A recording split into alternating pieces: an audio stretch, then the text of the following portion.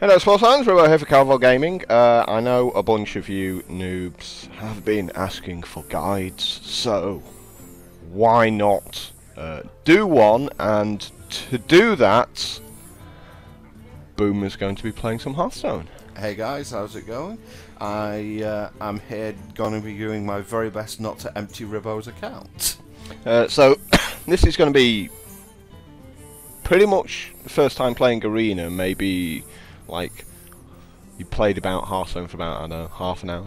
Yeah, it's the first time I've gonna have quote unquote drafted in Arena. Can you tell I'm a Magic player, guys? It's the first time I'll have done a draft in Arena. I have played sort of half a dozen to 10 constructed matchups with I think your Warlock deck, but that's about as far as my experience goes. What we're going to do here, we'll get the old Arena up and going here. We're going to take a couple of cheeky shortcuts here. Once this thing finally gets going. Oh, it's been slow today, isn't it? And it's not because I'm using your internet either. Okay, so go ahead and pay, not with real cash. Don't want you spending my money on this. Now, first thing you get doing is you get to choose your hero. So, because we're offered here Warlock, Hunter, and Mage, we can now press Escape. To watch because you've got a dodgy keyboard. Well, go press the back button. Even better, press the back button. There we go. Now go into my collection. And we can actually go ahead and look at the cards. Wow, this is being ridiculously slow, isn't it? Public beta hasn't started yet, has it? So, what was the first class? Warlock was there first. we go, up, Warlock, yeah. Hunter, Mage. So, there's the Warlock tab. It's one with the 1 on. Apparently there's a card there.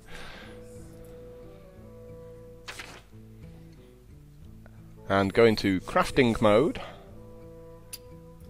This will show a lot of the cards that we don't own as well. And we can have a little talk about some of the cards that you maybe want to look at for playing Warlock. Then it dies horribly. There is quite good. One thing I do like about Hearthstone, from what I've seen, there's actually really good flavour in it. So just have a look through all the cards, see whether it's maybe a class you want to look at. I mean, what do you think you're going to go with? I'd probably say pick Mage, really, to be honest. Probably fits my personality most. I'm not sure how strong Mage is at the point, but I think it's absolutely fine. Yeah, so go over to the Mage tab then. We'll pick Mage, but we need to learn a few of the cards first. So let's go through the whole list here, really. So Mana Worm, Icelands is just unplayable. Mana Worm is okay if you have a few spells to go with it, obviously. yeah. I mean, it's got a pretty big. For big 1 ass mana, for yeah. being- for a 1 mana card. Yeah, I mean, it's okay to play, but it's one of the cards that I would say is you're reliant on other cards. For example, you know, when you like pay 5 mana and make like a 5/5, that's it.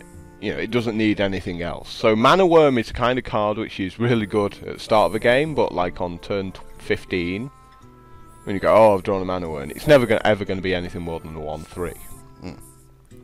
I mean, I guess that some of that does apply to a lot of 1-drops, that drawing them late game is generally not what you want to do. Yeah, you can generally build decks without any 1-drops in at all, and you won't struggle that much.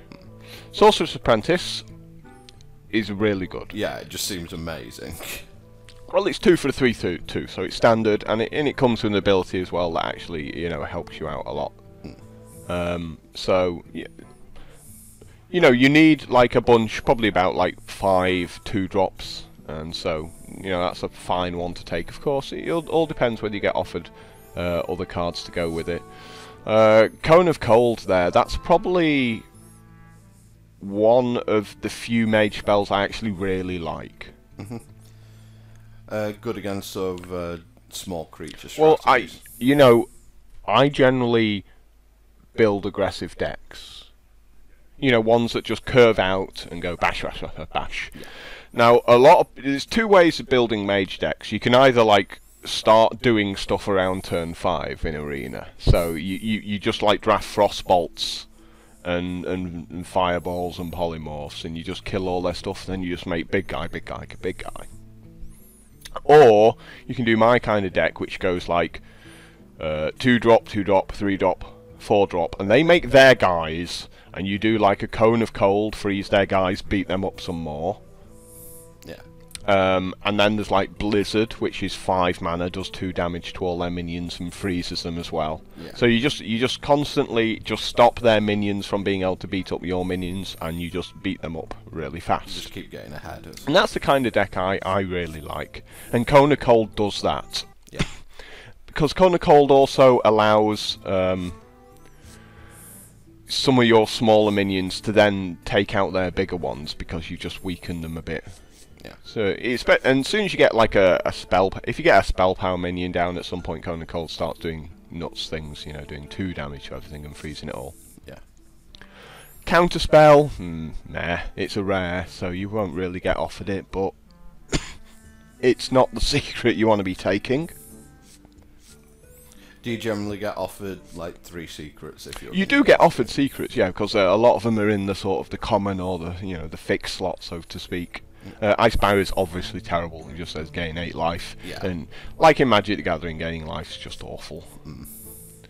But some of the ones on the next page, just there you go. Yeah, just click.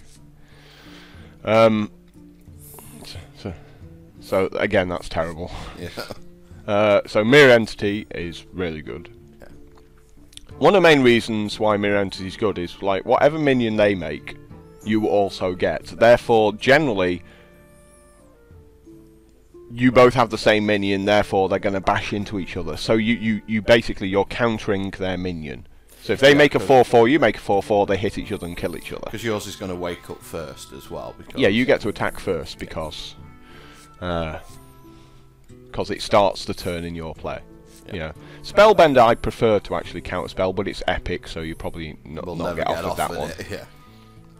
Vaporize is absolutely fine, but the thing about Vaporize is people can play around it. Yeah, you just attack with your worst minion. Right, first. so it's important if you do have Vaporizes that you play in a way to keep their weak minions off the board. Yeah. So Vaporize isn't often something you'll play turn 3. The thing is, actually, there's sometimes when it's good turn 3 because people think it's Mirror Entity, and therefore they might play a weaker minion out rather than a stronger minion, and that'll buy you like a turn, because they'll be like, well, I don't want to put my big guy out, so I'll put this small guy out, see if he's got a Mirror Entity, and then put my big guy out next turn. Yeah, so it sort of puts them behind on tempo. Yeah, and that's really important, that your opponent doesn't start, because that's one of the real problems Mage has, is your opponent starts steamrolling you on tempo. But if we look down here to this guy, this guy's, like, as far as rare goes, I wasn't a huge fan of him, and then I thought a lot more about him. He's actually really good. Yeah. So he's 4 power for 3 mana, which mages don't get a lot of that. Like, because a lot of people, when they're playing mage, they go, oh, you know, Frostbolt, I can kill that guy, but your minions also kill guys. Yeah. So, like, just drafting Frostbolts doesn't achieve anything, because they make a guy, you kill it, they make a guy, you kill it. You're not giving yourself a chance at winning the game. Yeah, so You're just stopping what they're doing. Yeah, it's one of those. It's a kind of idea from an idea that we have from Magic, where generally it's to do with sideboarding in Magic, where loads of people just board in a load of stuff that all it does is stop their opponent doing what their deck's supposed to do without advancing their own winning strategy. Doesn't get round to the point of actually trying to win. Yeah, it's like you board in you have 16 cards that How stop are you your killing opponent's them? winning. Yeah. And then it's like, well, what happened? You use 3 of those spells, then your opponent makes a 4th threat. You don't draw another of your removal spells, and you have no way to win the game, and you just let your opponent draw back into the game.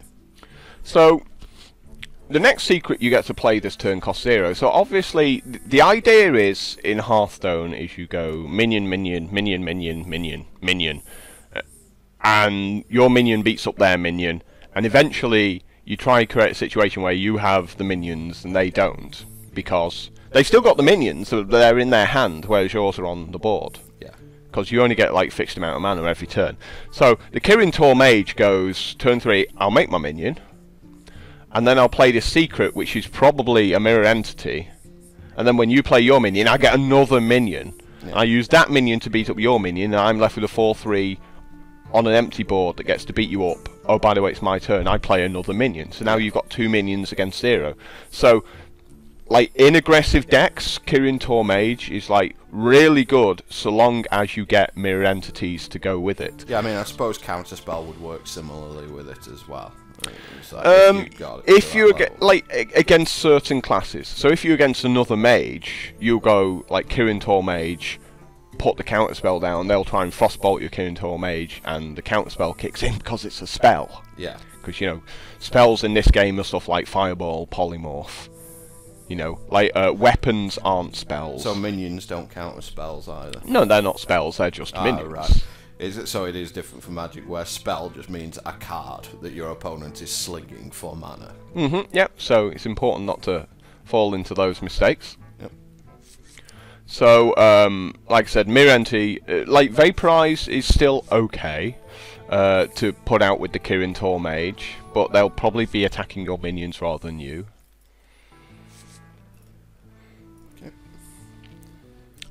Generally, I don't take it because it is reliant upon you having a secret. And the way I always see it is, imagine you've got no cards in your hand, your opponent's got no cards in your hand, and no cards on the board. There's nothing going on at all. You both counted each other perfectly. Imagine drawing a card off the top of your deck and going, would you be happy with this? And it's a 4-mana 3/3, so no, you wouldn't be. You know, it's just schmo. It doesn't do much. So, whereas if you drew like a Chillwind Yeti or something, you'd be like, oh, this is a 4/5 for 4 mana. This is a lot better. Yeah. Blizzard's obviously insane.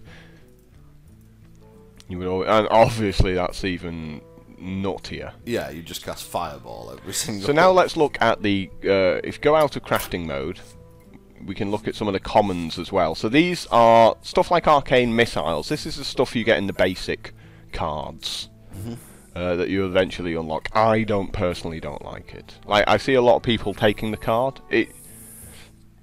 I don't like relying on the random number generator to help me win games. Yeah. So I always generally avoid cards like that. Although it does perform a service that if your opponent just fires it at you on turn 1, you know that you're in a pretty good you know that you're probably a favourite in the game. There are situations like where it can be okay, but those situations usually involve your opponent already having multiple minions out, and generally that's bad for you anyway. Yeah.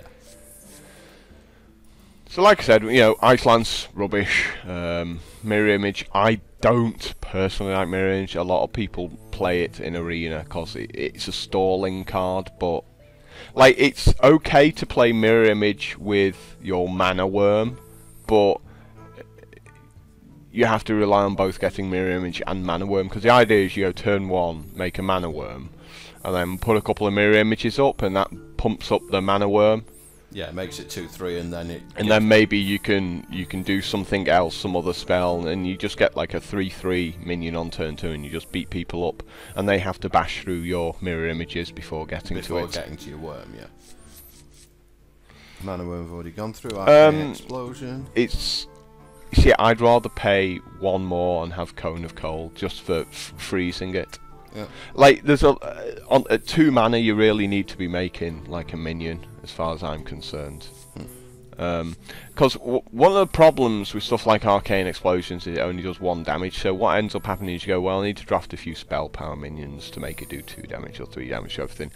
But, you know, if you don't get those spell power minions, then you've got a mediocre spell. It's just a weak card, and even if you do get those spell power minions, generally those spell power minions are pretty weak themselves. So you don't really get opportunities, because it's not like it's not like if you kill 2 minions with your Arcane Explosion after playing like a spell power minion or something, it still feels like a 2 for 2. It doesn't feel like you're breaking the game or anything like that. Yeah. I suppose that mages also have the you know, also have the interesting sort of mechanic where they can just shoot something if they, you know, they can just shoot finish something. things off, yeah. But that all costs mana Yeah. and tempo, so Frost Nova's terrible. You know, if you're not killing stuff, why are you playing a card, really? So for Arena's sake, you know, it's not playable. Obviously seems very good. Yeah, it's absolutely fine to take Frostbolts, like when they're offered. It's very often tough when there's other cards to compare it to, but I think Frostbolts are just one of the better Mage cards. I think Frostbolt's much better than Fireball. So Fireball costs 4 mana. And deals 6. If you skip over to the next page there, and deals 6. But very often you just end up killing a minion with that anyway. Yeah. So I'd much rather pay half as much mana and do a Frostbolt and then finish off something. Using the 2x or... next one is, hey, it's Divination. So I don't like Arcane Intellect. A lot of people play it badly as well, so they'll get like an Arcane Intellect in their opening hand and they'll keep it, and that's no good. Yeah, because you want to be developing your board in the early game, not just drawing cards.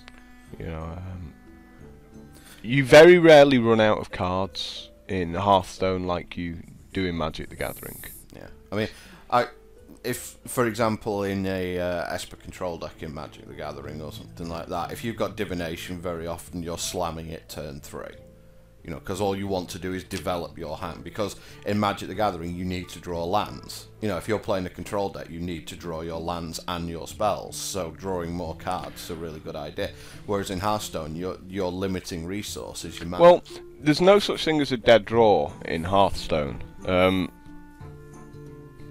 Every card you draw is useful, so you know that whatever card you draw next turn is going to do something. So if you've already got a card in your hand, then when you draw that card, you're probably not going to be able to play them both and still have something to do.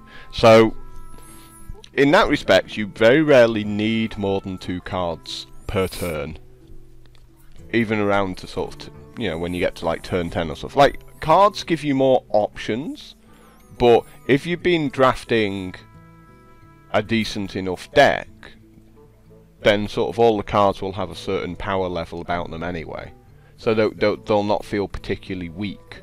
Like if you draft specific cards that rely upon other cards, then when you draw those cards, they'll be really weak. Like if you draw Mana Worm turn 7 or turn 8, it's really weak.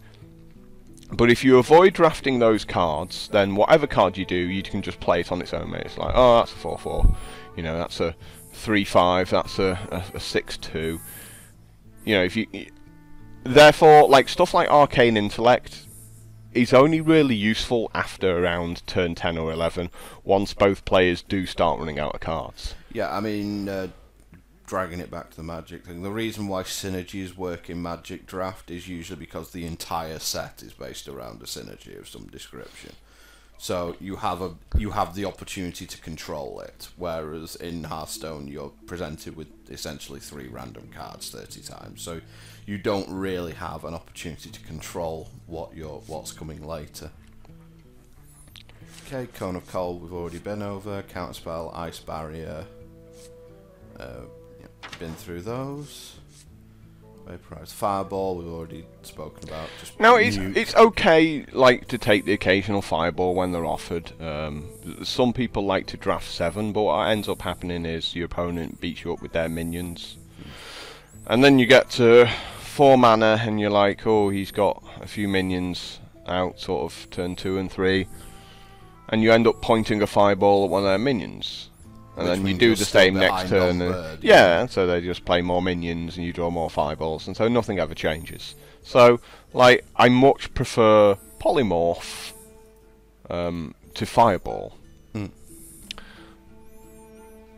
It's because it's a silence. You know, silence is a really important mechanic.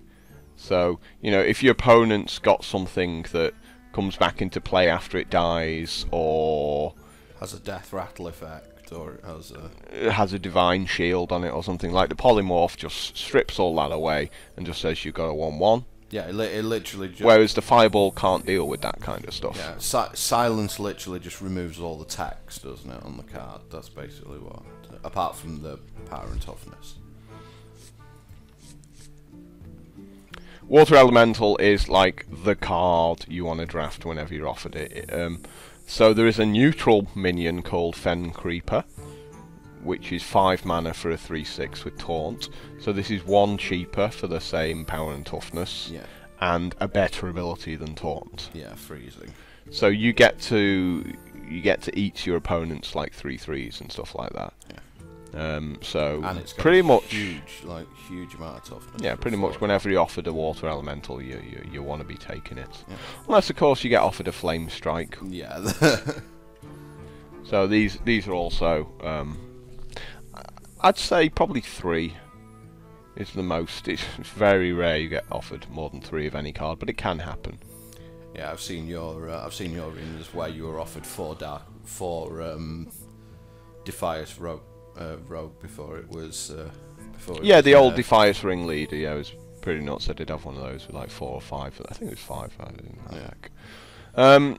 So, but again, like one of the things about Flame Strike is your opponents will very often play around it. So if you've got nothing on the board, they'll put a couple of minions out there. You Flame Strike and it'll be a 2/1. Whereas if you've got a few minions of your own out there, that forces them to put even more minions out there, which makes your Flame Strike even better. Yeah, because it's only your enemy's minions, isn't it? It's not a Wrath of God or something. So what this means is that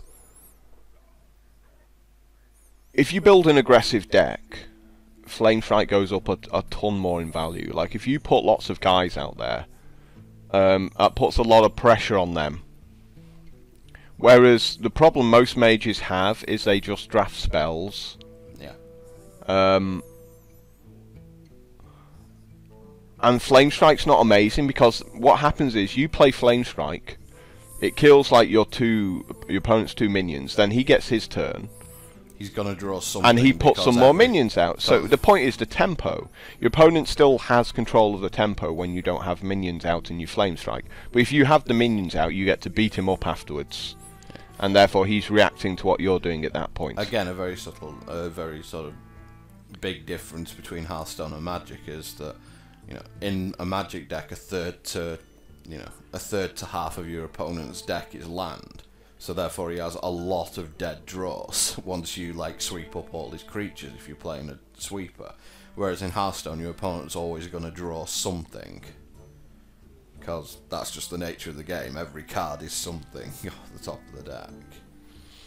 It's funny because like most of the people who subscribe to the channel have never played Magic the Gathering. You know, we've probably only got like probably about maybe 200, 300 out of the total ones who would have come from Magic. Or like I know we got a few people who play like Yu-Gi-Oh and Pokemon and other stuff like that, but like Hearthstone really is different to all those games in that for me it's about tempo. Yeah. So it's about just putting pressure on your opponents and keeping it up. Okay. So now we've got to have a quick look at the neutral minions at the end here.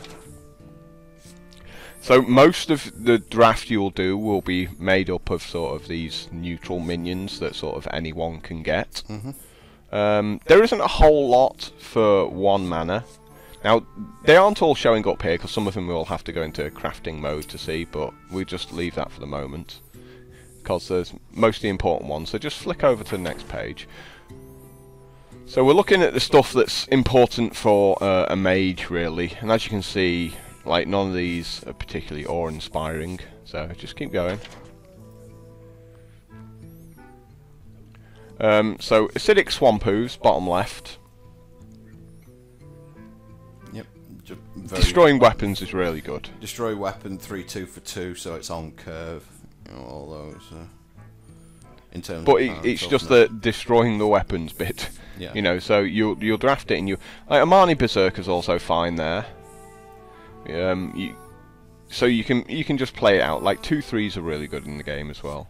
But you can always ping it with your mage's ability and turn it into a 5/2 to take out something bigger. Yep.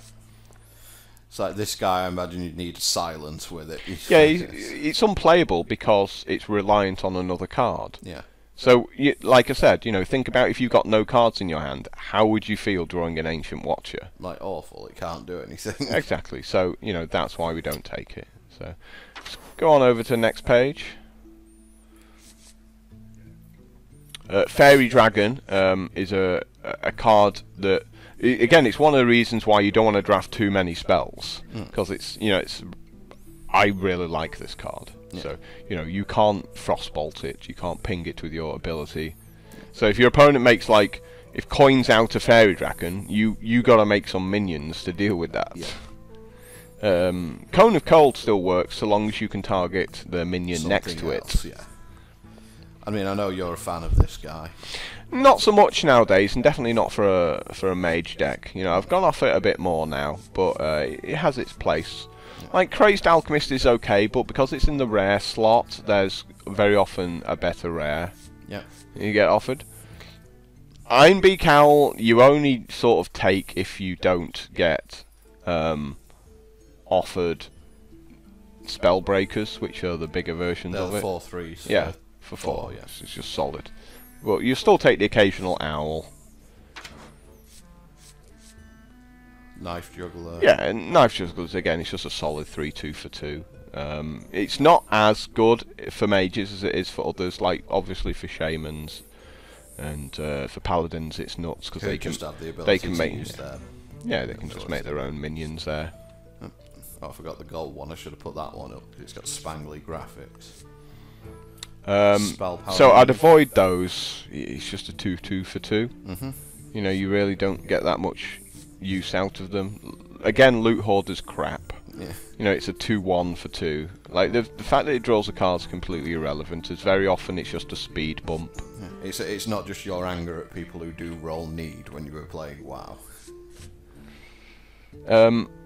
Mad Bomber's actually okay for mages because it can do sort of 1 damage to something and then you get to finish it off elsewhere. Yeah, it's the whole relying a bit on the RNG as well. Yeah, it can hit you as well as your opponent, but if your opponent's got 1 minion out there, sometimes you have a shot at taking it out.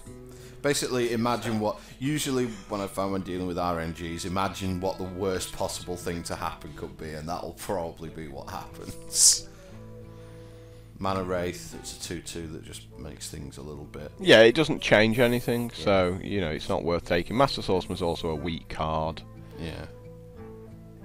Because very often, people just beat it up before it gets to go to work. Yep. See a lot of this being played. Like in your vid. Again, like it's a lot, from my opponents, not from me. No. Yeah. Again, it's just a speed bump. So if you're playing like a 1/2 on turn 2 and your opponent makes a 3/2, the 3/2 kills your 1/2 and that leaves them with a 3/1. You then make like a 3/3 and their 3/1 kills your 3/3. So, their 2-drop takes out both of your cards. But they've got a 3-drop of their own, so they end up with a 3/3 of their own onto an empty board. Yeah.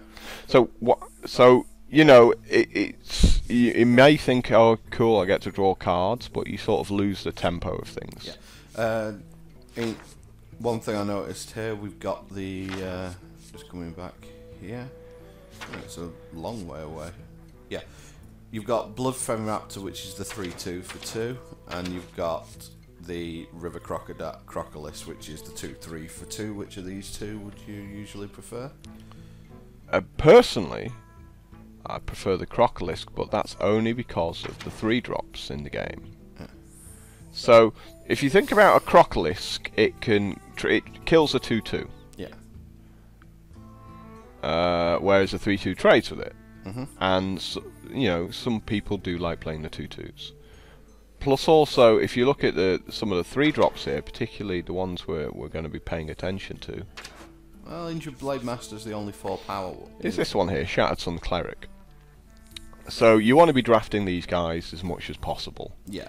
So when you get your Shattered Sun Cleric and you put it on a 2/3, turns it into a 3/4. So, which can then kill your opponent's 3/2s. So, you know, your opponent makes a 3/2, you make a 2/3, you give your guy +1/+1, you can eat their 3/2. Yeah. Whereas if your opponent makes a 3/2, you make a 3/2, and then you make a Shattered Sun Cleric, they trade off each other still. yeah, because your 4/3 still go and trade with their 3/2, so nothing changes there. Whereas if you had a 2/3, it now eats their guy. Yeah. And stays alive, so that improves your tempo and your board position. Also, the 2/3s kill 1-drops as well, so if your opponent has made a 2/1 on turn 1, it kills the 2/1 and stays alive. Yeah.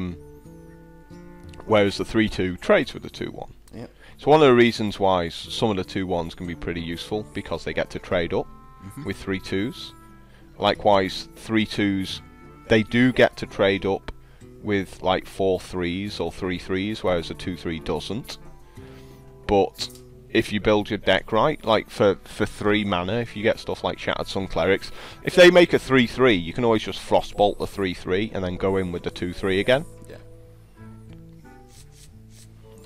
So you go back a tab or two there. So Earthen Ring Farce in the top right, he's pretty good. Because again, like if you're building your deck right, where you like make a minion and you beat up their minion and kill it, and your minion stays alive, you can just play that, turn 3, heal your guy back up. Yeah. So you know, Flesh Eating Ghoul is okay. Lots of people really like it. Like occasionally he does crazy stuff, but occasionally. Again, it seems like one of those cards where you're relying on other cards to make it good. You're relying on having. If you're ahead on tempo, it's an amazing card because you'll have a minion, they'll make a minion, you make a Flesh-Eating Ghoul, you then use your minion to beat up their minion. Yeah. So 2 minions die, and the Flesh-Eating Ghoul becomes like a 4/3 for 3. And then they make a minion to try and kill it. You Frostbolt it. Your Flesh-Eating Ghoul's now like 5/3. You beat them up. So, like in fast decks like that, it's really good. But in like slow decks, it's like not so good. A Harvest Golem, solid. That's absolutely fine to take. Imp Master's also like fine. Churns out a few 1/1s. Works well in conjunction with Knife Juggler and Flesh-Eating Ghoul and stuff like that. Yep. Injured Blade Master is one of the better cards because it's got 4 power for 3 mana. So it's like the Kirin Tor Mage. Yeah. So that means for 3 mana, very often you get to trade up with their 4-drops just by itself. But you do get to do a lot of trading up anyway. Blood Knight in the top left there, that's also like absolutely fine. You only need to see 1 Divine Shield out there for it to become just a ridiculously huge guy. Yeah. So it has 2 benefits in that respect. One, it removes their Divine Shield, which is obviously good because you don't want because that helps your tempo, because that means it now needs 1 less hit to kill. And secondly, your guys just become ginormous. Although I suppose mages are probably one of the classes that are slightly better at dealing with Divine Shield because you can just poke it. Yeah. But if you look at the mana symbol there, it's epic, so you won't get offered. Yeah. You won't get offered too many of those. Weak. Like you can take a Grizzly if there's 2 other bad cards. Jungle Panther, actually, I've come to like quite a lot. Just seems basically to be a removal spell. Yeah, it is a removal spell, but what's really important about it is that it has stealth. Yeah. And the reason for this is that, like I said, Hearthstone's a game about tempo. So, let's say you've got your hands. You're looking at your hand, and you've drafted way too many spells. So you've got like you've just got a load of Frostbolts, right? Yeah. And you're like, fine, I can just deal with whatever my opponent plays. Your opponent goes Jungle Panther turn 3. So you have your go, and you've got 3 mana, and you're like, well, I can't Frostbolt that because it's got stealth, can't target it. I have to wait for it to attack. So your turn 3 is now wasted. Yeah, there's nothing you can do. Ping your opponent for 1. There's nothing you can do. Yeah, so your opponent goes, okay, I'll have my go. He plays a 4 power minion, let's say a 4/4 for 4. Attacks you with the Jungle Panther. You have your go. You now got 4 mana. So you've got this 4/4 to deal with. and the Jungle Panther. So you Frostbolt the Jungle Panther, but now you've got 2 mana to deal with a 4/4, which isn't going to happen. Yeah. So now all of a sudden, so maybe you Frostbolt the 4/4 as well, turning it into a 4/1. Yeah. But then your opponent has his go, and he's got like 5 mana now. So and then he makes a 5-drop. And yeah. So again, you're in the same situation. Whereas you then next turn you Frostbolt the, or you finish off the 4/1 with your Mage's ability. You ping it for the last point. Now you've got 3 mana left to deal with his 5/5. Yeah. And you still have to deal with the Jungle Panther. And this all comes about. Well, the Jungle Panther's dead. Well, if you Frostbolted the 4/4, Yeah, you it's did. not. It's still No, around. you killed the Jungle Panther the previous turn. Oh. Because when you had 4 mana, you spent 2 of it Frostbolting the Jungle Panther and 2 of it Frostbolting the 4/4. Oh yeah, it's 2 mana to Frostbolt, isn't it? Yeah, used to be 3 mana. It's now 2 mana. So you're falling behind the whole time on tempo, and that's because these minions with stealth do that. Because one of the things about Hearthstone is the person who decides how minions trade with each other is the person who wins. Yeah. So, for example, so like if you have a 2/2, a 3/3, and a 4/4, and your opponent has like a 3/2, a 4/3, and a 5/4, you want your 4/4 to trade with his 5/4. Yeah? Yeah. But he would prefer it if his 4/3 trades with your 4/4. Yeah. Keeping his 5/4 alive.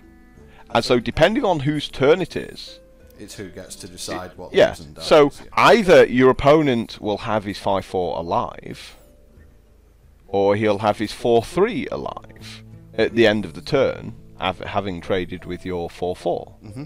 So that's a difference then of like a point of damage a turn. So that can be like so that all builds up over the course of a game. Yeah. And eventually you reach a point which So you can't recover Jungle from. Panther allows you to be the person who decides how it's going to trade.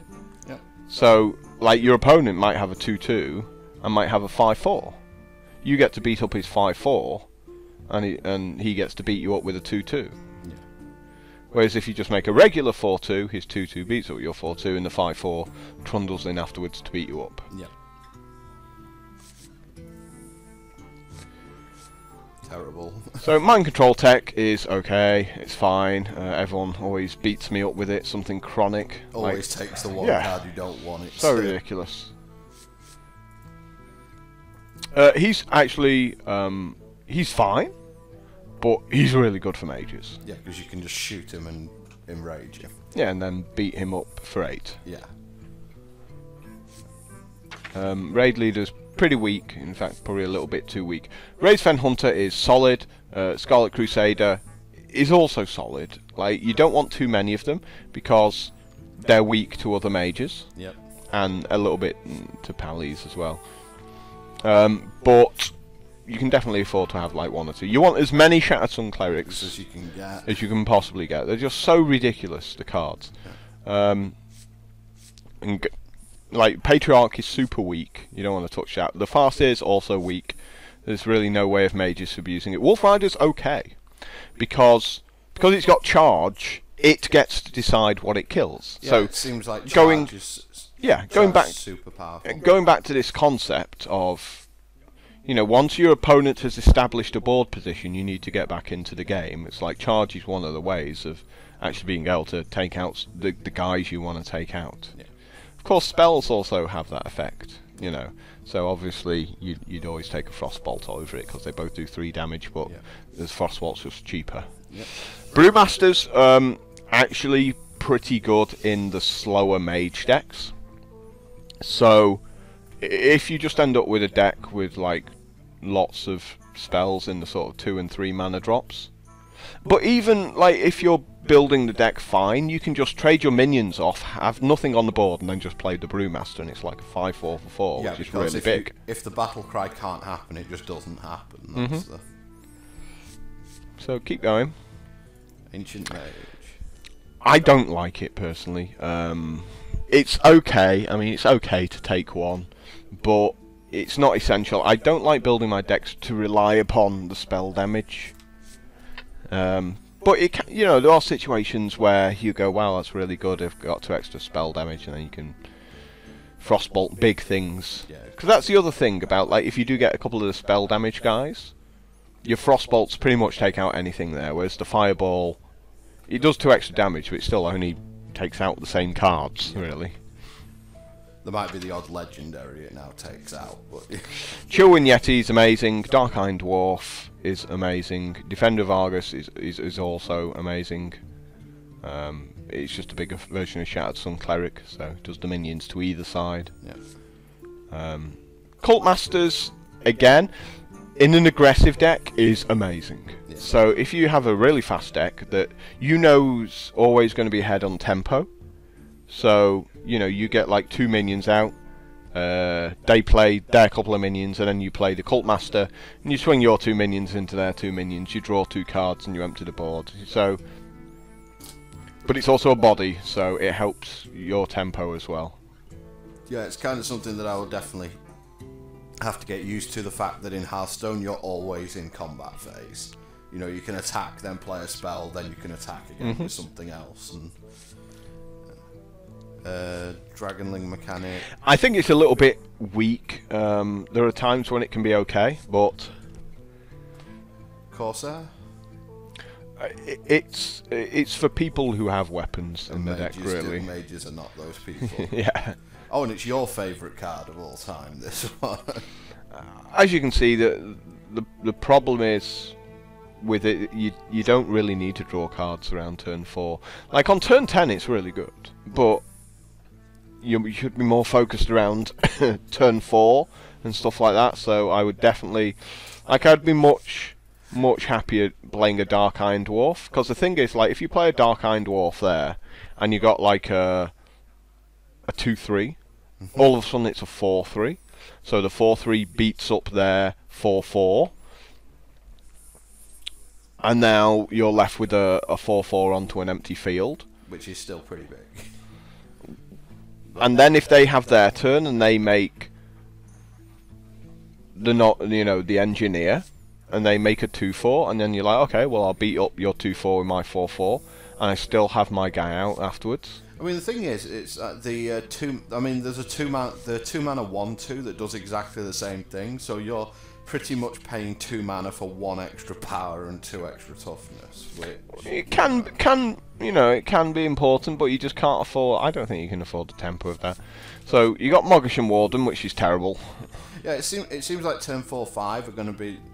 4 and 5 are going to be the slots where you're starting, they're really important turns to drop cards which are going to win you the game. And like a 2/4 seems to go, I'm going to time walk myself. Yeah, if like you play a No Mission Vent and then your opponent has their 5th turn and plays like a 5/5 Stranglethorn Tiger. Yeah. You're not going to do anything. Yeah, like it just feels bad if your opponent makes this on turn 4, like makes the Yeti on turn 4. Your response is this, and then they kill it and make a 5-drop. That just seems like really bad.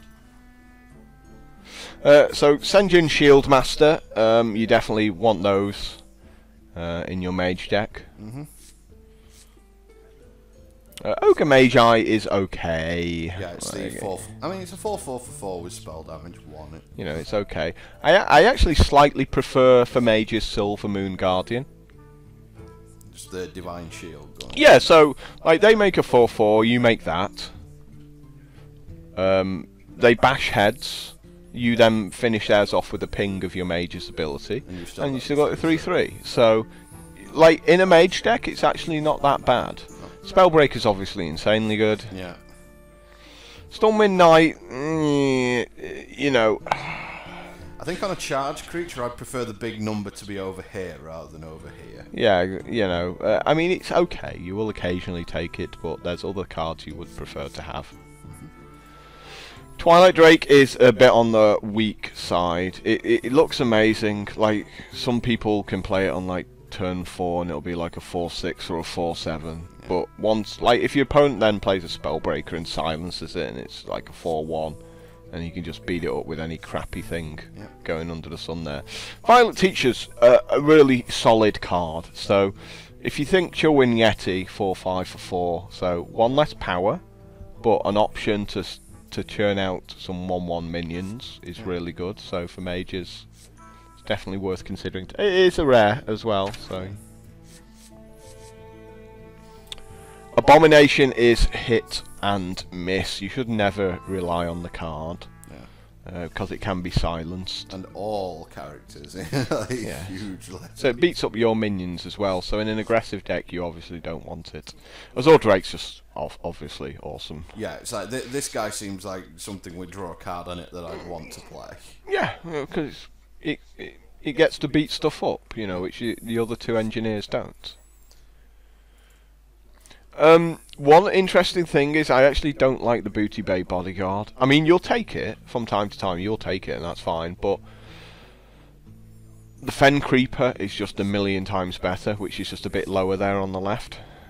Nope, that's Faithless Manipulate. There you go, Fen Creeper. No, it's just having a fat ass. Yeah. Makes all the difference, whereas like the 5/4 can be taken out by one card. Yeah, 3/6 generally. You know, your opponent can make a 3/2 for 2 mana, then play a Shattered Sun Cleric and kill your 5/4 with his 2-drop. Whereas the Fen Creeper needs a says no to all that. It needs a fireball, pretty much. Frostwolf Warlord and Darkscale Healer are both okay. Frostwolf Warlord is okay for mages. Like, it can be insane for other classes. I imagine for Paladin. If you build a fast mage deck, yeah, it's nuts. Like, if you actually do just play lots of other minions, it's obviously crazy. It's like an 8/8 for 5.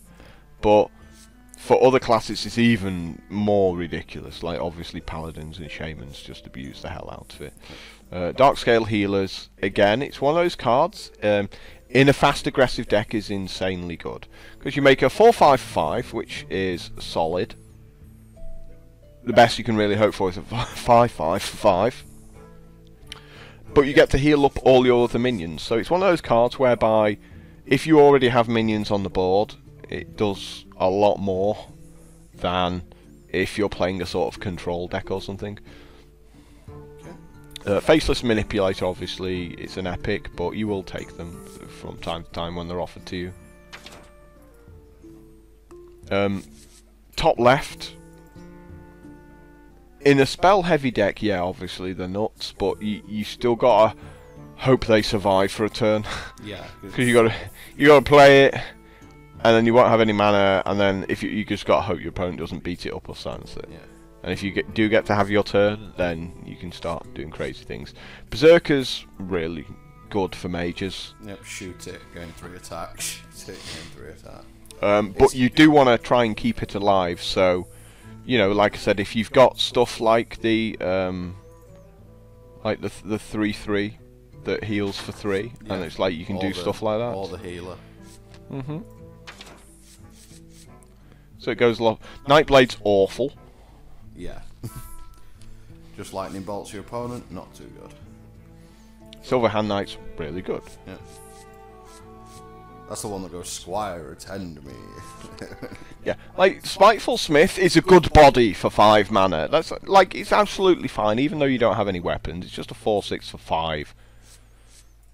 You know. Kodo's, it's a rare, but it's also, like, okay. There'll be times when it's amazing. This guy's terrible. 4/2 for 5, wow. So, you know, he kills something, and then he dies himself. Yeah, then to he dies something. to a 1-drop. Yeah. And, you know, 2 damage isn't that much, so he, like, kills a 1-drop and then dies. Well, he can kill like a 3/2 or something, but he's so weak himself. Stranglethorn Tiger is amazing for the same reasons, because it's got stealth. So, you know, if your opponent's trying to particularly protect one of his minions, you know, the Tiger can come in and stop all that silliness. Yep. Venture Company Mercenary is really good. Like, people just don't like him because of the downside. There's no downside to it. Yeah, it's 7/6 for 5. Yeah, like, if your opponent doesn't deal with it, he dies. You know, it's not you not being able to play more minions. He just dies to that. Archmage, again, it's just fine. It's solid body. 4/7 for 6. And spell damage as well. He's nuts. He's like... Yeah. probably one of the top 3 rares in the game. Guys. But he's got charge as well, so it lets you get the tempo back as well, which is super important. Yeah, it seems like grabbing the tempo back is actually quite tough in Hearthstone. Ogre's fine, 6-7. You know, he's a solid guy. It's just like bigger version of Chillwind Yeti. As he says, he has good stats for the cost. Frost Elemental I really like as well. 5/5 for 6 and freezes something. Yeah. Yeah, so your opponent's got like a 5/5 out himself. Just like freeze your guy, and then you get to beat stuff up while his guys remain frozen. So that's just you'll not see that. You can't you can't see that in an arena. Summon an awesome invention. Lord of Arena's a weak card, so it's like 5 toughness. It dies quite easily for something with taunt. Generally, you won't play them. No. Rocketeers you might play. You get offered the occasional Rocketeer. You might well take it. It costs 2 more mana to shove the 5 and the 2 around into the. But it's got charge. You know, that's the thing. So you just Sunwalker is crazy good. Again, it's one of the top rares. Yeah. Meh. It's like it's a weak card. It's like a win more card. If you play a Wind for your Harpy and it stays in play for a turn, you're gonna win anyway. Pretty much. Yeah, you're probably winning that game anyway. Again, terrible card because of its low toughness. Solid body, but nothing special rare wise. You know, the stealth's really nice. This guy's crazy good. Yeah. Stormwind champion. You'll definitely take them. War Golems are also absolutely fine, but again, you won't ever have many big guys. So. And then we're getting on to stuff which we're probably not going to be. Yeah, if you go into crafting mode, you can look at a few of the other cards. So you can see, like, these are just all generally all legendary stuff as you get up to this kind of mana. Yep. Destroy an enemy minion with taunt. You can see, yeah, that is legendary. I think most of these will be with the little dragon symbol around them. Baron Geddon. It can occasionally backfire on you because it's everything Baron Geddon does. Ragnaros, yikes. Just hates everything. And if he silences, then he gets to beat stuff up for it. Yeah. So, like, if you end up playing against the Ragnaros, you just make all your minions. Yeah. You just make all your minions, he shoots something. You just try and beat him up. It's one of those cards you actually don't want to silence because then they have an 8/8. Alex Strasser. Anyway, we don't really have to look at legendaries because, you know, they're never happening. They do happen, but we can talk about it if it actually does. Actually, you don't. Yeah. Out of all the legendaries, probably one you don't actually want. He's got 12 on the ass. So what we'll do is we'll go ahead and draft, but I think we'll save this for the next little video, which we'll do straight afterwards. We'll release them both at the same time, but we don't want to make it too long of a video. No, true. So like I said, once we get on to our next video here, we will be picking Mage, and Boom will be doing his best to not fail hideously. Yeah, I mean,